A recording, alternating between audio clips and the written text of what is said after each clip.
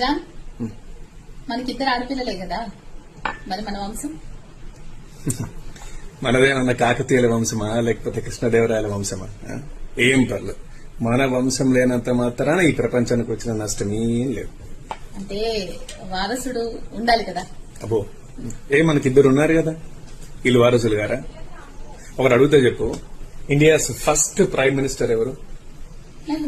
నెహ్రూ కదా. ఎంతమంది వారసులు ఉన్నారు ఆయనకి? ఉన్నదొక్క కూతురు, ఆమెదే కదా ఇదంతా ఇప్పుడు నడుస్తున్నదంతా. సో ఎవరైనా వారసులే. లెగసీ కావచ్చు, పేరు కావచ్చు, ఏదైనా సరే ఎవరైనా నడిపిస్తారు. దానికి కొడుకే ఉండాల్సిన అవసరమేం లేదు. అంటే మన తర్వాత ఎక్స్టెన్షన్ అంటూ ఉండాలి కదా ప్రపంచంలో. అరే ఇప్పుడు వీళ్ళు ఎక్స్టెన్షన్స్ గారా అయింది, వీళ్ళతోనేమి ఉండదా అయింది నెక్స్ట్. సరే, అసలు నువ్వు ఉన్నోళ్ళ సంగతి మాట్లాడుతున్నావు, అసలు లేనోళ్ళ సంగతి.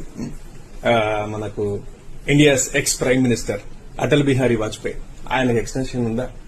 మమతా బెనర్జీ, మాయావతి, జయలలిత, అంతెందుకు present prime minister Narendra Modi, ఎంతమంది వారసుకున్నారు? వాళ్ళందరూ కావాలనుకుంటే పెళ్లిళ్ళు చేసుకుని పిల్లలు కనలేకపోయే వాళ్ళ.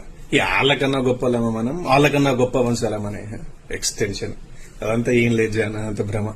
ఏదో సరే ఉన్నామా, మంచిగా ఉన్నామా, మంచిగా బతికినామా, నలుగురికి ఏమన్నా సాయం చేసినామా, ఇంక పోయినామా.